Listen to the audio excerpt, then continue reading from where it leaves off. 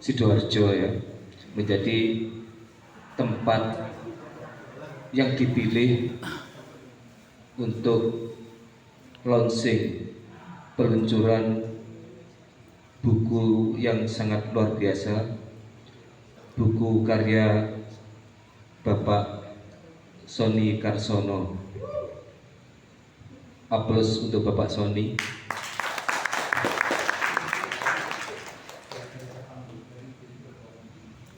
Beberapa teman bilang bahwa untuk kategori cerpen science fiction itu punyanya Mas Sony Karsono ini masih yang terbaik di Indonesia. Saya bacakan biodata singkat dari Mas Sony Karsono. Bahasa Inggris saya kok kirim.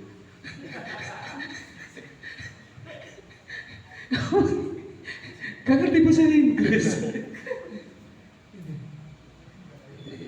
Saya baca sebisa saya aja ya. Ini Bapak Sony Karsono ini dosen di Hankook, Korea Selatan. Beliau adalah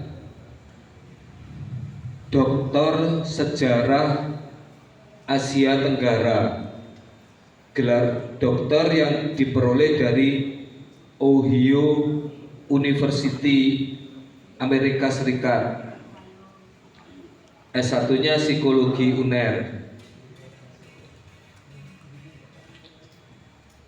Di sini ada beberapa penelitian beliau, semuanya bahasa Inggris, jadi tidak perlu saya bacakan.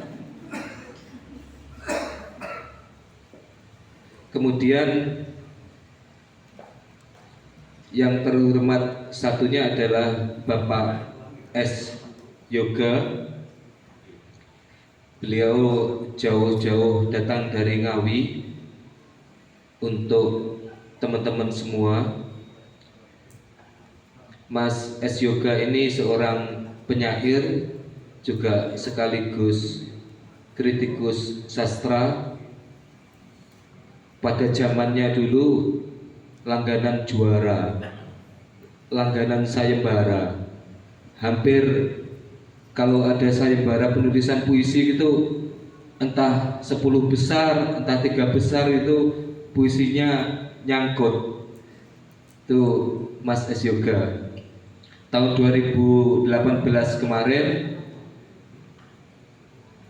2018 atau 2020 Mas? 2020 ya. Tahun 2020 itu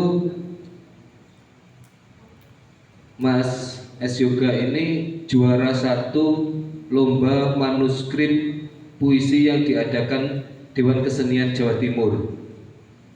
Dan setelah bukunya terbit, buku berjudul Pelancong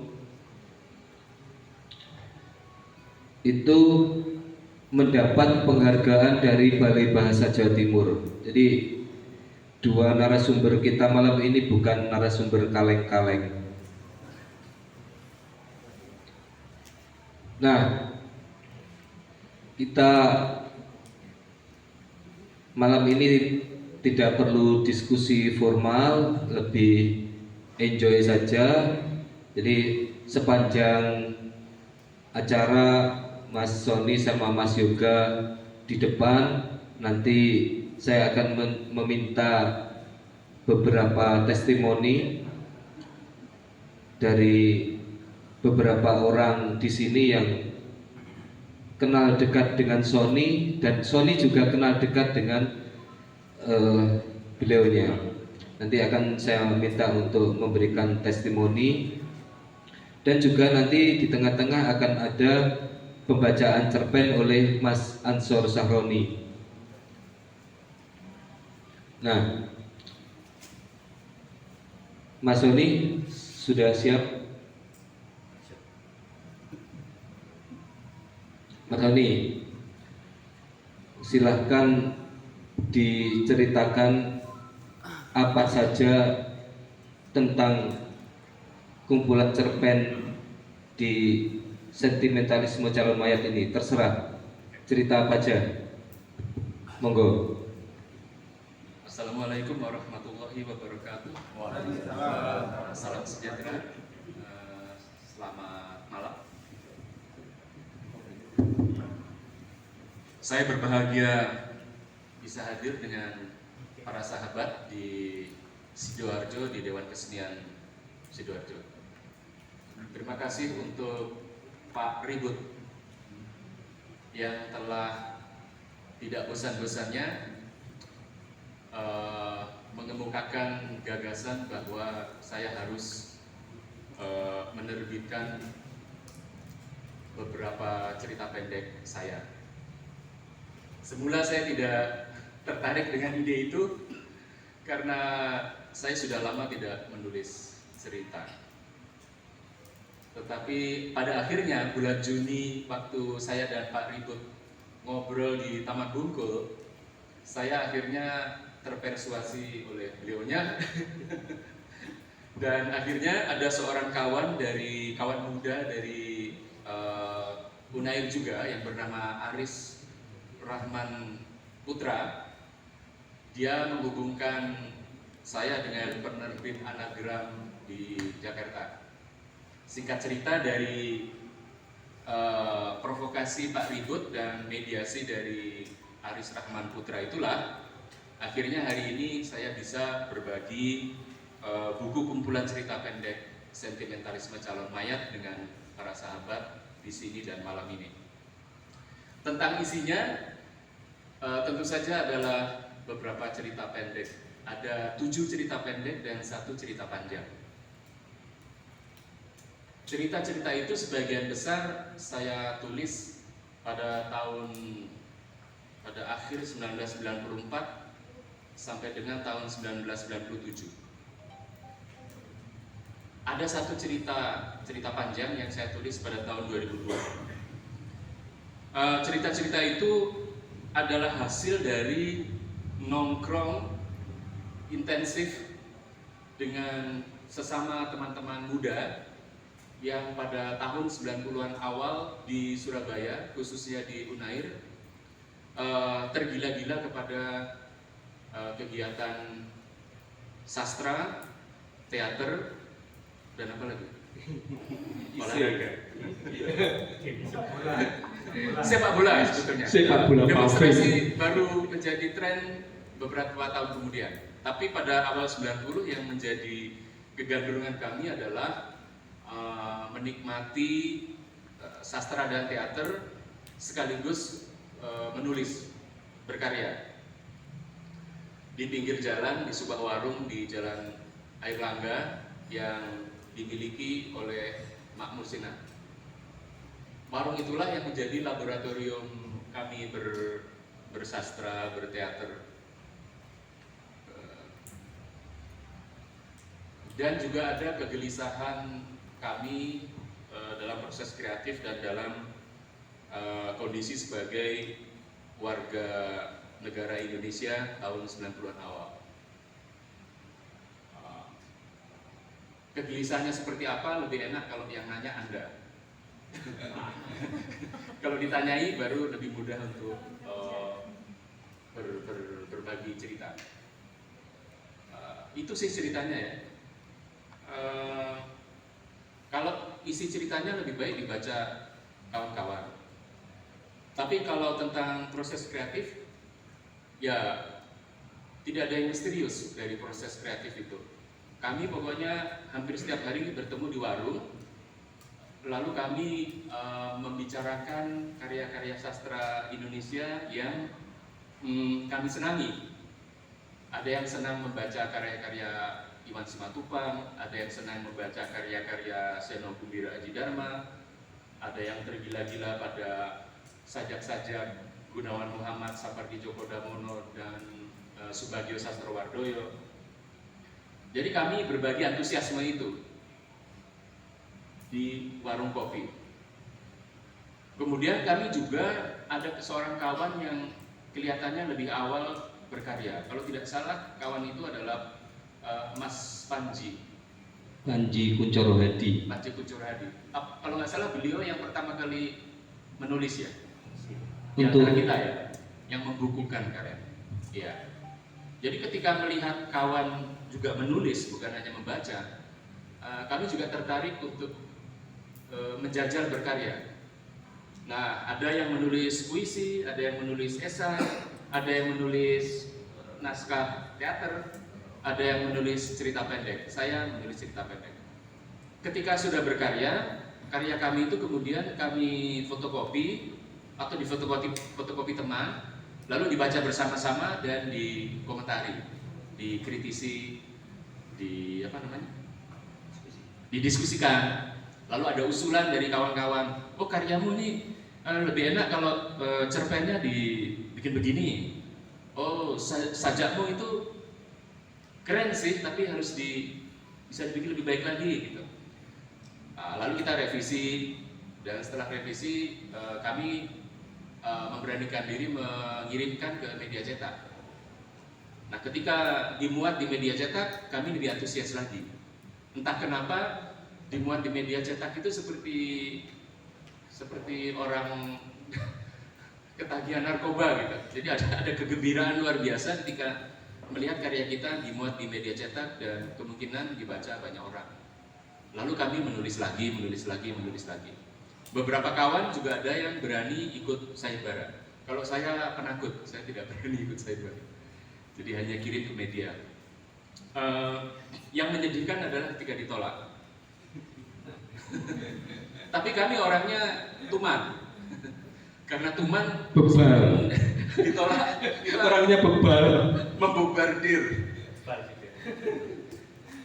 Kita semua itu cukup gila untuk bolak-balik kirim ke media cetak dimanapun.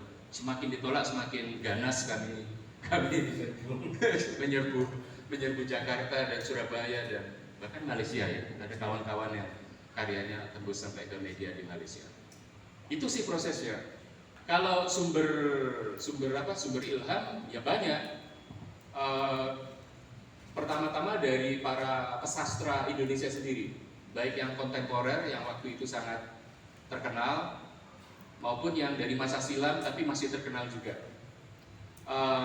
Kemudian pada pertengahan 90-an, orang-orang Indonesia juga mulai gandrung pada sastra Amerika Latin yang diterjemahkan antara lain di Jawa Pos ya, Gabriel Garcia Marquez, Mak Arifin. itu diterjemahkan novelnya 100 tahun kesunyian oleh Max Arifin di Jawa Pos.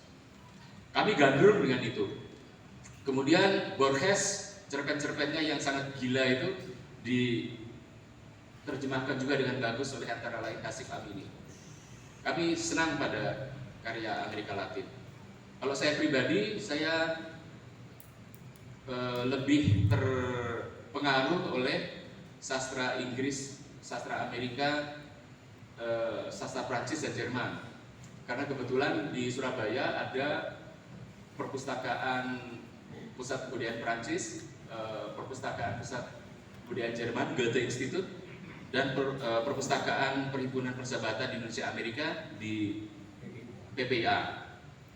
Buku-buku itu bisa dipinjam kita dan bisa kita bawa pulang, kita baca. Waktu itu kebetulan Surabaya juga tempat yang menyediakan kursus bahasa asing bagus. Ada kursus bahasa Prancis, kursus bahasa Jerman dan Inggris. Karena saya senang membaca, akhirnya saya kursus itu waktu SMA kelas 2, kelas 3.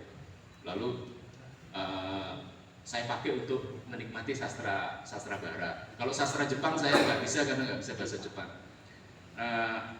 Pengaruh dari itulah yang membuat saya kemudian tergerak untuk menulis. Tapi sejujurnya sumber ilham bukan hanya dari sastra, tapi juga dari budaya pop yang saya konsumsi setiap hari, misalnya televisi, film kartun, musik-musik pop, ya terutama Iwan Fals itu sangat penting buat saya. Film kartun sangat penting. Itu mungkin nanti akan bisa Anda lihat pengaruhnya di sini. Karena kalau Anda lihat kejadian dalam cerita-cerita ini banyak seperti di film kartun, jadi aneh-aneh. Itu sih sementara pemantiknya. Saya serahkan kembali ke Pak Ribut dan Pak Yoga dan hadirin untuk ngobrol daripada saya ngomong terus. Terima kasih Mas Sony Karsono. Pernah suatu kali itu kami itu jalan-jalan ke toko buku. Tahun berapa saya agak lupa itu. Di situ ada pas waktu jalan-jalan gitu ya, bareng anak 5 atau berapa itu lupa. Ada buku itu punyanya Milan Kundera, Kitab Lupa dan Gelak Tawa. Soalnya langsung berhenti, dia bilang ini buku bagus, teman-teman harus baca. Nah, salah satu di antara teman itu ada namanya Ali Rusmanto. Dia itu nyeletuk tanya, loh Son, ini buku baru diterjemahkan, kamu udah baca loh? Iya, saya dulu baca yang bahasa Perancis.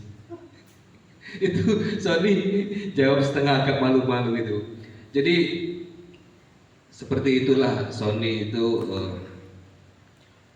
soal bahasa asing itu sangat menguasai dan mungkin itu juga memberi pengaruh terhadap karya-karyanya. Nah, sekarang kepada Mas S. Yoga. Mas Yoga silakan bicara apa saja tentang entah tentang cerpennya Sony, entah tentang proses kreatifnya Sony Karsono. Mas Yoga ini kawan dekat dari Mas Sony Karsono. Silakan. Assalamualaikum warahmatullahi wabarakatuh. Terima kasih atas kesempatan yang diberikan. Pertama kali saya sebenarnya yang bicara ini kan Mas B sebenarnya. Mas B tidak bisa, kemudian saya penggantinya. Cuma meskipun sejak awal saya memang mau datang ke sini, karena sudah hampir 20 tahun tidak pernah ketemu. Ya, dulu sering keluyuran ke Jogja, ke Solo, ke Bandung sama-sama. Ya dalam artian proses kreatif itu sama aja. Tergila. Saya Mas Sony psikologi, saya sosiologi. Jadi saya bukan kuliah di sastra, tapi senang sastra ini.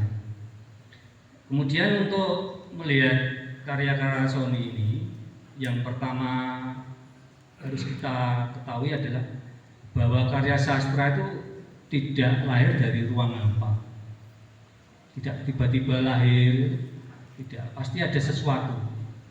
Kita tahu pada tahun 94, 95 dan sebagainya itu kan Soeharto belum lengser itu.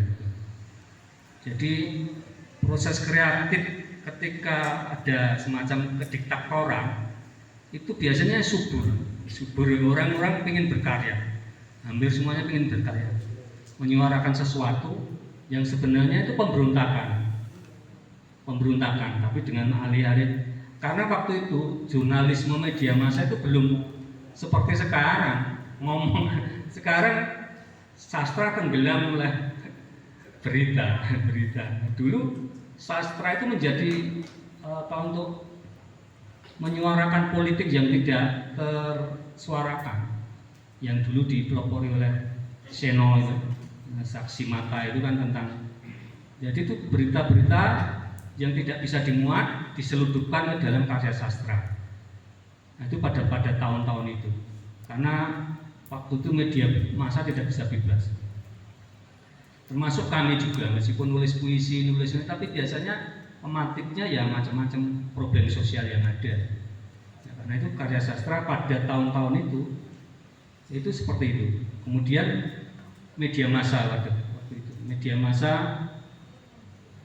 kebetulan Kompas, ya, banyak sekali dulu itu memuat sastra. Kalau sekarang kan jarang, termasuk bahkan sebagian sudah pada tutup, misalnya Republika sudah tutup juga.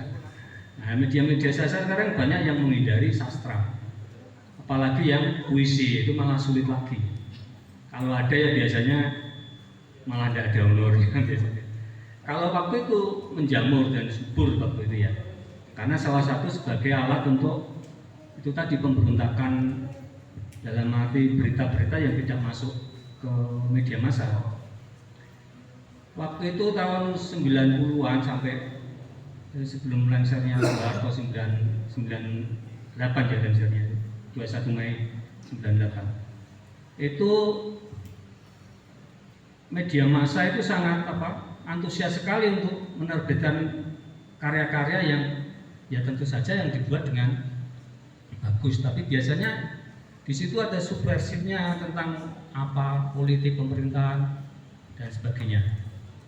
Nah, dari situ teman-teman banyak yang berkarya berkaitan dengan sosial politik sebenarnya, cuma cara mengemasnya berbeda-beda. Kemudian seleksi dari media massa pada waktu itu menurut saya juga sangat ketat. Kalau sekarang gampang kita mengirim lewat email ini. Dulu dikirim lewat pos dikembalikan, kirim lagi lewat pos dikembalikan, butuh waktu lama. Sekarang pakai email. Kadang belum dikembalikan ya sudah ngirim lagi karena pakai email. Lalu dulu kan masih pos, jadi kirim pakai pos, kembalikan pos seperti itu. Jadi problemnya lebih sulit waktu itu. Kita tahu kalau media massa waktu itu membuka diri terhadap eksperimentalisme karya-karya sastra, khususnya yang Kompas ya. Kompas itu waktu itu membuka eksperimentalisme tentang karya-karya yang agak aneh-aneh itu mau dia. Nah, tapi kalau sekarang kan agak malah menurut saya malah agak menurun. Nah, itu sehingga waktu itu banyak sekali yang menulis baik puisi maupun cerpen dengan yang eksperimental, termasuk yang Sony itu kan menurut saya termasuk eksperimental karena jarang yang membuat seperti itu. Di situ kalau Sony tadi bilang senang budaya masa kartun dan sebagainya, di dalam karya-karya Sony itu banyak sekali yang boneka, android, jadi menurut saya itu, tapi secara umum yang saya bacanya yang ada di sini ini kita terbitkan sendiri dulu ini. Ini dulu ada berapa? 4 atau 5 karya Sony sebelum saya bacanya yang sini. Ini tahun 96 ini diterbitkan 96 puisi saya dan bagian dari kegilaan teman-teman. Ya, bagian dari kegilaan teman-teman. Pernah dibacakan di Taman Budaya Surakarta. Yang bacakan ya Mas Ansor itu. Di situ yang jelas kalau saya lihat di cerpen-cerpennya Sony itu secara umum bicara tentang tubuh, tentang tubuh. Mungkin karena dia psikolog, jadi tentang tubuh umumnya tentang tubuh, kemudian tentang ya kematian, waktu, apa itu waktu, digunakan untuk apa, sehingga ada yang sampai insomnia, tidak bisa tidur. Nah itu sebenarnya karya-karya di situ di Sony itu ya waktu, tubuh, kemudian kematian. Di situ banyak sekali. Namun demikian problem-problem sosial juga muncul di situ tanpa sedikit muncul, apalagi dulu tentang hegemoni kekuasaan sangat tinggi, konglomerasi, bisnis dan kekuasaan itu sangat kuat di situ. Nah, itu muncul di cerpen Meteorit itu, juga tentang buruh, tentang Marsina, itu muncul di Meteorit itu. Kisahnya aneh, ya, kisahnya seseorang yang sudah mati kena meteorit terus hidup. Nah, jadi fiksi, jadi khayalan-khayalan Sony di situ banyak sekali. Nah, cuma pandainya Sony menurut saya suspense-suspennya, adegan-adegannya ditata dengan baik.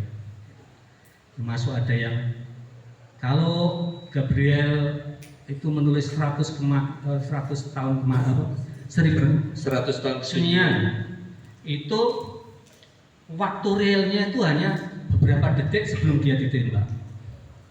Jadi tokohnya itu mau ditembak.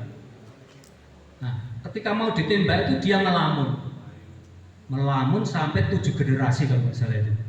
Jadi novel tebal itu hanya lamunannya dia, tentang generasinya dia yang dulu sampai 7 generasi sebelum dia ditembak. Jadi kisah nyatanya itu waktu realnya itu hanya beberapa detik sebelum dia ditembak. Itu makanya novel itu sangat apa ya? Ya dahsyat itu. Nah, Sony di sini menulis yang tentang sentimentalis tawar mayat itu. Kisah realnya cuma nonton film sama istrinya, kisah realnya. Tapi sebelumnya itu separuh dari novel cerpen itu diisi dengan lamunan masa dulu, masa dengan bapaknya, dengan orang lain, dan yang sampai ke rumah sakit dan macam-macam. Itu lamunan dia. Jadi yang menurut saya yang rentetan yang sangat dahsyat yang ditulis Sony rata-rata itu yang lamunannya itu. Dia di rumah sakit ketemu mayat, kemudian dimerkosa macam-macam itu. Lamunan itu yang ya di sastra Inggris ada ya, itu ya. Kemudian juga di beberapa insomnia juga seperti itu, banyak lamunannya itu. Jadi sebenarnya kalau kita seringkali menulis itu seringkali kan kita waktu yang real itu bagaimana ya? Nah, dalam cerpennya itu loh. Padahal sebenarnya kalau kita mau melamun sesuatu, kembali ke sesuatu itu banyak sekali yang bisa digali. Itu sebenarnya sangat penting. Cuma cara memasangnya itu loh. Kalau Sony kan ya pandainya memasangnya. Bapakku apa yang Bapak adalah hantu asing pertama kali di padahal itu lamunan itu. Kisahnya ya cuma waktu nonton bioskop itu saja. Nah, itu bicara tentang kematian dan waktu. Apa itu waktu? Saya sudah sekian tahun begini ini tidak ada gunanya saya ini. Tidak ada gunanya sama perasaan bagaimana. Tidak ada. Kekecewaan hidup itu sangat tinggi di tokoh itu. Jadi semacam apa? Kegilaan skizofrenia ya. Nah, itu ya. Kemudian di Gerhana itu, di Gerhana bicara tentang apa? Boneka itu ya. Gerhana itu yaitu pembunuhan. Dia di situ fakta itu yang mana, imajinasi fiksi itu yang mana di dalam itu, fiksi itu yang mana, fakta itu yang mana, itu dibolak-balik di situ. Yang fakta seolah-olah digambarkan jadi fiksi gitu ya. Jadi ketika anaknya sama istrinya atau apa dibunuh bapak, dia itu cuma pura-pura karena dunia waktu itu ya semacam itu antara media massa dan itu banyak sekali yang kalau sekarang ya prank itu ya. Kalau itu digambarkan ya di Gerhana itu, cerpen Gerhana itu ya sangat kriminalnya sangat tinggi waktu itu, pemerkosaan, kemudian pembunuhan. Kalau di Surabaya itu dulu yang dipotong-potong di siapa? Nyonya siapa tuh? Nyonya Astini ya itu muncul di situ itu. Muncul di situ itu. Artinya semacam itu sebenarnya menangkap problem sosial, cuma dalam bentuk semacam dongeng modern, dongeng futuristik. Banyak sekali cerpen-cerpen yang dibuat ya, semacam masa depan itu. Seperti kalau kita lihat ya seperti film Terminator, Star Trek seperti itu, tokoh-tokohnya di situ. Yang Supra itu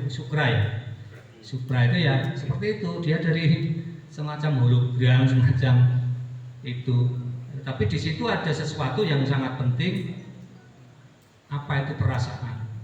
Nah, di situ Supra itu robot yang dibuat untuk membunuh orang.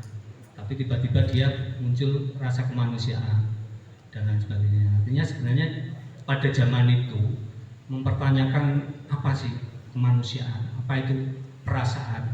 Karena di situ banyak waktu itu ya termasuk pembunuhan yang berantai dan sebagainya. Sekarang pun sebenarnya banyak sebenarnya. Cuma tidak muncul cerpen-cerpen seperti itu. Nah, yang dibuat Sony itu kan seperti dongeng. Tokohnya ada yang boneka dibawa pulang jadi pembantunya, boneka dibawa pulang jadi istrinya, seperti film-film kartun itu ya, atau film-film horor seperti itu. Tapi sebenarnya di situ dia mempertanyakan tentang kalau kita baca itu manusia itu apa sih? seperti patung jerami kalau dia bilang. Manusia itu apa sih? Seperti patung jerami, semuanya termasuk misalnya kalau saya lihat tuh istrinya atau pembantunya yang dari boneka itu saya anggap itu bahwa mereka itu sebenarnya bukan manusia meskipun manusia, sudah sampah di dalam alegori modern seperti itu sebenarnya kalau kita mau melihatnya lebih jauh. Karena di sebuah karya itu sebenarnya bisa ditinjau dari filsafatnya itu apa di sana, pasti ada, dicari pasti ada. Nah, ada yang kesepian, orang sampai kemana-mana ya kesepian, hampa di insomnia itu tidak bisa lubuk Tuhan itu sangat indah yang cerpen itu menurut saya. Jadi ada dua cerpen menurut saya yang sangat indah itu Sentimentalisme Calon Maya dan Insomnia yang tidak bisa tidur itu. Nah, sebenarnya yang menarik bagi saya itu kenapa Sony baru mau menerbitkan setelah sekitar 20 tahun. Karya itu sudah 20 tahun yang lalu. Bahkan kalau dilihat tanggalnya 27 tahun yang lalu. 96 dia nerbitnya 95 96 gitu. Yang ada di Kompas itu di Pistol Perdamaian 2 Sentimentalisme Calon Maya dan Meteoroid itu dimuat di buku terbaik Kompas Pistol Perdamaian.